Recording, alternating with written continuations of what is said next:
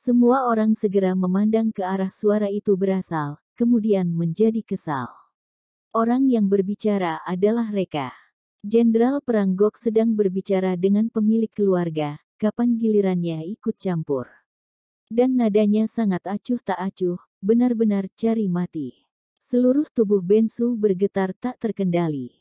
Dia berulang kali memberitahu Reka untuk tidak melakukan gerakan apapun, tapi bocah ini tetap saja tidak dapat menenangkan diri. Bagaimana kalau Jenderal Perang Gok benar-benar meminta pertanggungjawaban? Reka, tutup mulutmu. Bensu berteriak marah, kamu tidak memenuhi syarat untuk berbicara di sini. Tuan Jenderal, tenangkan amarahmu, dia bukan anggota keluarga Mas Hita, aku akan segera mengusirnya. Bensu buru-buru berkata, maaf, Jenderal, kami telah mengganggumu. Kami akan segera pergi. Kemudian Bensu menarik Reka dan hendak pergi. Lone Wolf tiba-tiba berkata, berhenti.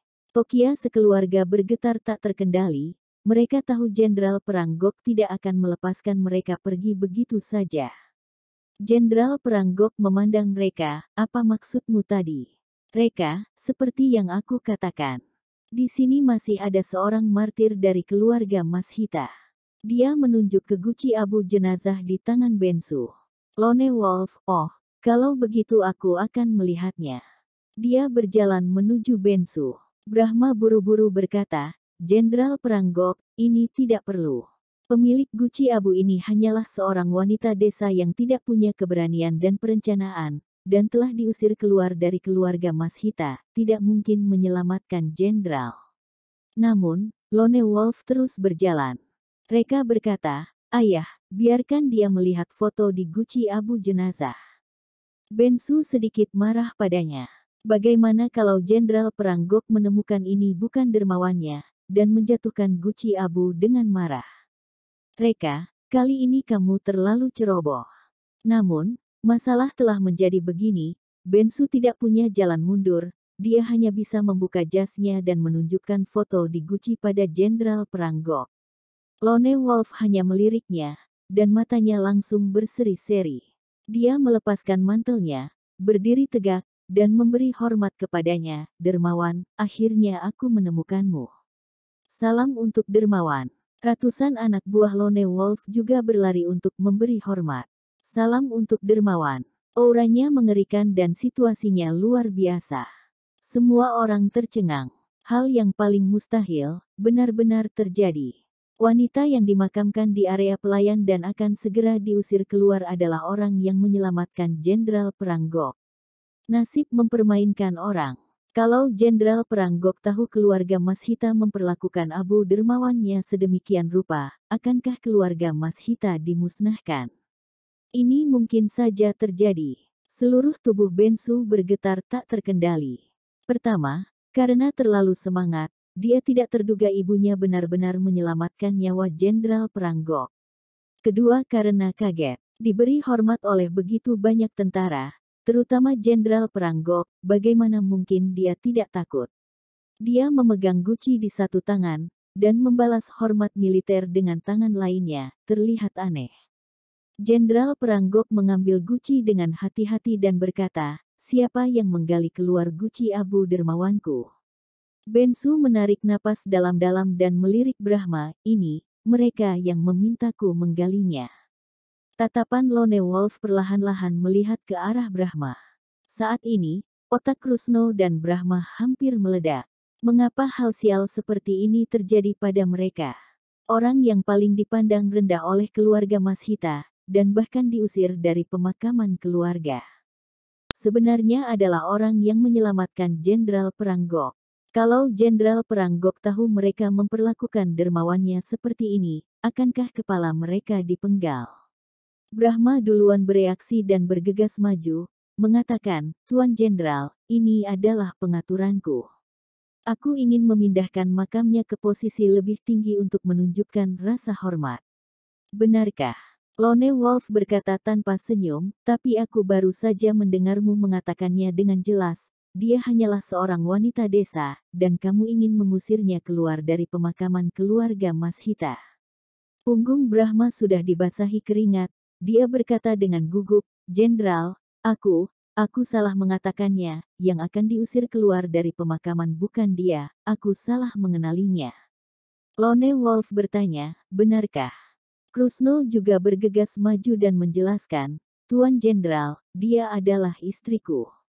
Di saat aku dalam keadaan paling sulit, dia yang selalu berada di sisiku, dan menemaniku melalui kesulitan. Kami sangat bersyukur padanya, bagaimana mungkin mengusirnya keluar dari keluarga Mas Hita. Ketika melihat Krusno, Lone Wolf tidak menahan perasaan marah di dalam hatinya dan ingin memukulnya. Dia sudah lama mendengar Krusno sering menggertak kakak dan kakak iparnya, serta ayah dan ibu mertua kakaknya. Tapi dia tetap memaksa diri mengalihkan pandangannya dan mengendalikan emosinya. Sekarang bukan waktunya untuk menghajarnya. Lone Wolf tidak bicara, suasana di tempat kejadian agak tegang dan canggung. Brahma segera meredakan suasana yang canggung dan berkata, tim pemindahan kuburan, mengapa kalian masih tertegun di sana? Segera memasukkan jenazah martir keluarga Mas Hita. Anggota tim pemindahan kuburan segera bergegas ke pemakaman keluarga Mas Hita, dan mulai menggali lubang. Lone Wolf melirik ke tim pemindahan kuburan dan tersenyum dingin berkata, dermawanku bersedia dikuburkan di kuburan keluarga Mas Hita merupakan suatu kehormatan bagi keluarga kalian. Tapi kalian malah menguburnya di bagian bawah kuburan leluhur, benar-benar tidak masuk akal. Brahma buru-buru berkata, maaf, Jenderal, aku tidak memberitahu tim pemindahan kuburan dengan jelas. Tim pemindahan kuburan, hentikan, siapa yang menyuruh kalian menguburnya di bagian bawah? Aku telah mengatakannya beberapa kali, aku ingin menguburnya di posisi utama tempat pemakaman leluhur. Begitu selesai berkata, semuanya tercengang. Bahkan tubuh Brahma juga bergetar tak terkendali. Mereka teringat omong kosong, yang baru dikatakan Reka, Brahma akan memohon untuk mengubur ibunya Bensu di posisi utama tempat pemakaman keluarga Mas Hita. Sekarang, omong kosongnya menjadi kenyataan. Brahma benar-benar mengubur ibu Bensu di posisi utama tempat pemakaman leluhurnya. Apa mungkin Reka memiliki kemampuan meramal? Sungguh lelucon. Kalau begitu, hanya ada satu penjelasan, yaitu Reka telah lama mengetahui ibu Bensu adalah orang yang menyelamatkan Jenderal Perang Gok. Tapi bahkan keluarga Mas Hita juga tidak tahu, bagaimana Reka mengetahuinya. Mungkinkah dia mengenal Jenderal Perang Gok? Pengakuan ini membuat semua orang jatuh ke dalam ketakutan yang mendalam. Kemudian tim pemindahan makam secara resmi menguburkan ibu Bensu di posisi utama. Ini membuat orang yang menonton di luar, menyindir dan mengejek. Haha, posisi utama tempat pemakaman leluhur keluarga Mas Hita malah memakamkan orang asing, benar-benar tidak masuk akal.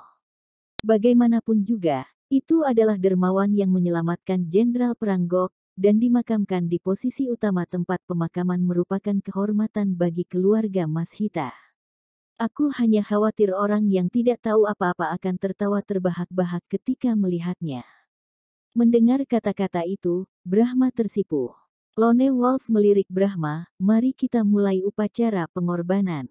Brahma segera berteriak, upacara pengorbanan telah resmi dimulai. Musik duka kembali diputar. Reka berjalan ke sisi Bensu dan berkata, ayah, mari kita pergi berdoa. Dan saat ini, Bensu sudah menangis, air matanya terus mengalir. Mimpi selama puluhan tahun akhirnya menjadi kenyataan, ibunya telah memasuki posisi kuburan keluarga Mas Hita, dan merupakan posisi utama. Mulai sekarang, dia tidak perlu hidup dengan rasa bersalah lagi. Dia tidak ingin menanggung rasa seperti itu lagi. Afril merangkul lengan Bensu dan bergabung dengan tim pengorbanan keluarga Mas Hita. Tokia juga merangkul lengan Reka dan ikut di belakang mereka. Dakota masih tertegun di tempat. Tidak peduli bagaimanapun berpikir, dia tetap tidak mengerti bagaimana Reka bisa tahu siapa orang yang menyelamatkan Jenderal Perang Gok. Reka kenal dengan Jenderal Perang Gok. Dakota benar-benar tidak percaya. Bocah ini agak aneh. Dia bergumam, dan bergabung dengan pasukan pengorbanan keluarga Mas Hita. Lone Wolf menyalakan 3 batang dupa, dan meletakkan ke dalam pembakar dupa, membungkukkan tubuhnya, dan memberi hormat sebanyak 3 kali. Yang lain juga mengikutinya. Setelah itu, Brahma membacakan pidato duka. Namun, pidato duka ini bukan milik Ibu Bensu, jadi Brahma harus menambahkan beberapa kalimat untuk memuji Ibu Brahma. Setengah jam kemudian, upacara pengorbanan berakhir. Batu besar yang tergantung di hati Brahma dan Krusno akhirnya terlepaskan. Setelah upacara pengorbanan selesai, Jenderal Perang Gok harusnya tidak akan meminta pertanggungjawaban karena menyalahgunakan abu dermawannya. Namun, mereka terlalu cepat merasa senang.